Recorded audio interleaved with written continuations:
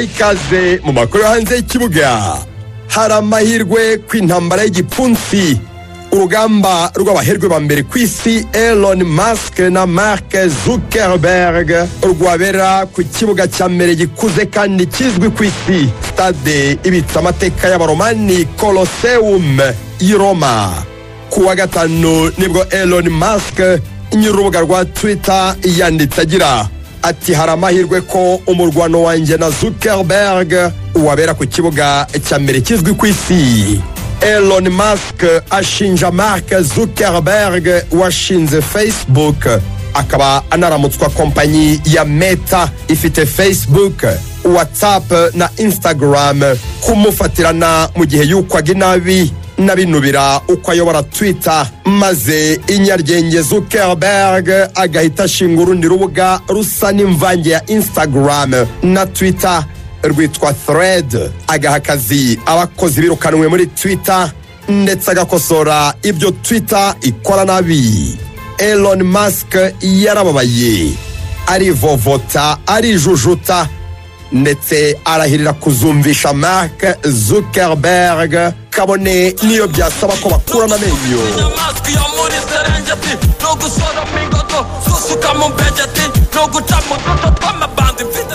I California, Mark Zuckerberg wa Meta akomeje gutozwa n'indwanyi kabuhariwe umunyanigeria igikoko Israel Adesanya n'umunya Australia indwanyi kabuhariwe Alexander Volkanovski.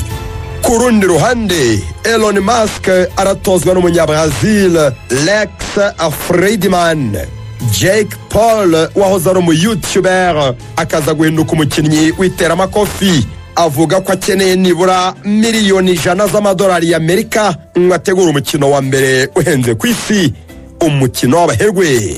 Minisitiri w'umuco mu Butaliyani Gennaro Sangiuliano ari mu biganiro n'abaherwe bakeneye kwimara agahinda. Arashaka ko uyu murwano, uyu mukino kandi ubera muri arena ikuze kuruta izindi ku isi, igihangari cya Colosseum, stade yo hambere iri rwagati mu murwa wa Roma, ndetse kubw'ubwami bw'abaromani iyi yari stade yakira imyereko n'imikino njyarugamba yo kuvushanya no kumena amaraso, imirwano y'inkota unyice nkwice y'abagladiateur, imirwano y'abantu n'ibikoko.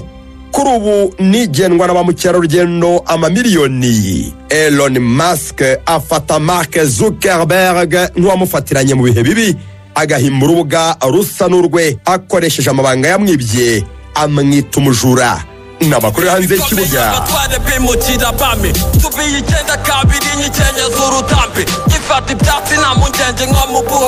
Lionel Messi na Sergio Busquets basesekaye i Miami, bagiye gukinira ikipe ya David Beckham Inter Miami. Gusa bizasaba igihe gihagije nk'abanyamerika bakunda umupira w'amaguru.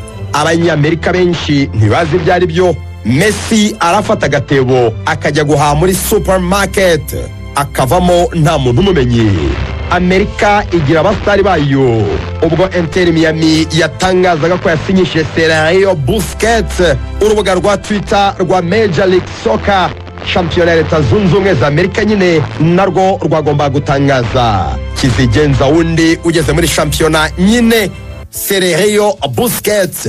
Babikora ariko mega kubikora Major League Soccer MLS yagize ituyuje nawe yatwaye byose. Bagaragaza ibikombe byatwawe na Sergio Busquets, aho gukoresha ifoto ye bakoresheje ya Alvaro Arbeloa uwigeze gukinira Real Madrid akanakinana na Busquets mu ikipe y'igihugu, bagatwarana igikombe cy'isi n'icy'Uburayi muri 2010 na 2012.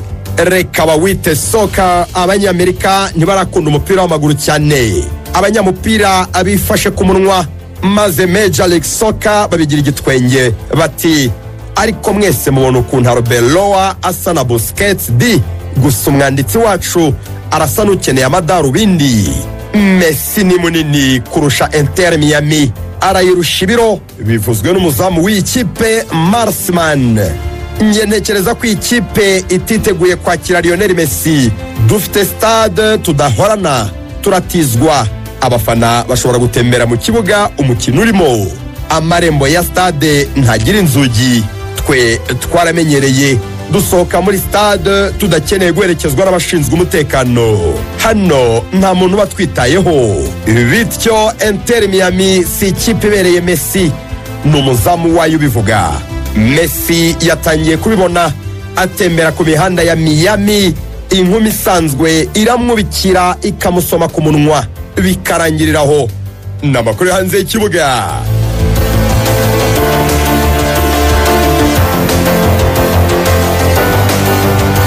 Uyoboye abandi muri Tour de France, maillot jaune Jonas Vingegaard ariyama abafana badahwema guteza impanuka zikomeretsa abakinnyi b'igare. Abafana batinyuka guhatiriza gufata selfie ku bakinnyi banyukira igare ku muvuduko. Uretse ko bafatiraho selfie, abafana babamenaho inzoga nko kwishimisha nyine. Umunya Denmark Jonas Vingegaard ukinira Jumbo Visma arabiyama kandi arababaye. Jonas aragira ati ndagira ngo mbwira abafana ntimuryoherwe n'irushanwa, mudufane ariko kandi nyaboneka mureke kutumenaho inzoga. Amakipe ahatana muri Tour de France yabyinubiye cyane ubwo umufana aherutse kujya mu muhanda w'abasiganwa agashaka gufata ifoto ya selfie n'umwe mu basiganwa. Byateje impanuka ku buryo abagera kuri 12 bose basigaye barambaraye mu muhanda nyuma y'impanuka nyine yasaga n'iteye ubwoba. N'amakuru hanze y'ikibuga.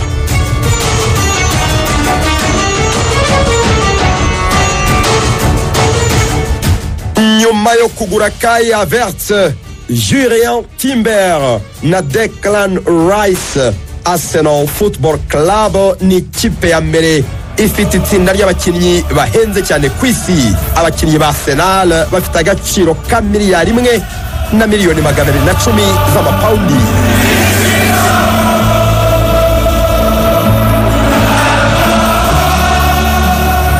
Mu gihe yatambutse kuri Manchester City ifite abakinnyi bafite agaciro ka miliyari 1 na miliyoni 190 z'amapawundi.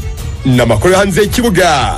Umunya Espagne w'imyaka 20 Carlos Alcaraz yatwaye Wimbledon atsinze Novak Djokovic mu mukino karundura wa 7-5. Gusa sibyo binzanye, ikiragano cyasimbuye ikindi n'urucabana. Alcaraz nimero ya mbere ku isi muri tennis, n'umukinnyi wa tennis ni n'umukunzi wa ruhago, ntiwamuveba umupira uraryoha. Alcaraz yatubwiye ikipe ye ya 11 beza ibihe byose umupira w'amaguru. Mwizamu ni Iker Casillas, inyuma ni Sergio Ramos, Carles Puyol, Cafu na Roberto Carlos.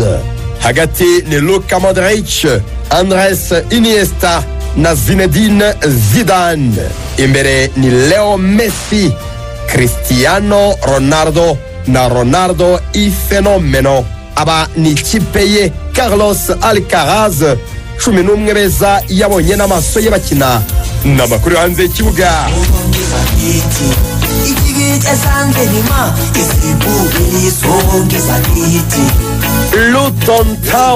Luton Town nguhamagaye inshuro zingahe? Ni gute wisanze mu Bwongereza, igihugu cy'Iburayi gikize, igihugu cy'umupira, ukahaba imyaka yose ukunzwe, ariko stade yawe irushwa ubwiza na stade ubworoherane Musanze cyangwa se Mumena y'Inyamirambo?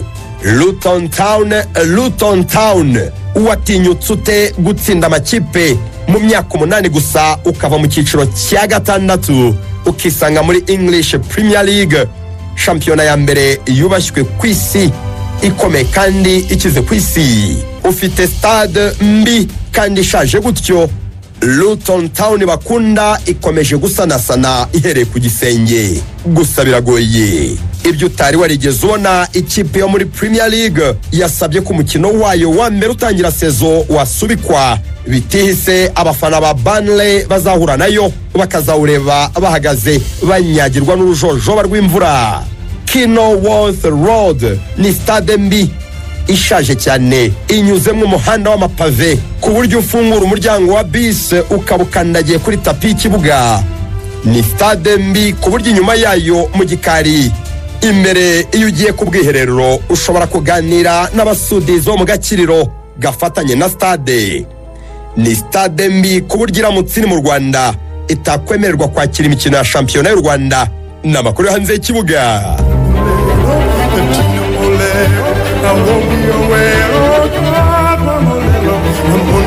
Maroons Football Club ni ikipe yo mu cyiciro cya mbere cy'umupira w'amaguru muri Uganda, ndetse Rayon Sport iherutse kuyihahamo umuzamu Simon Tamal.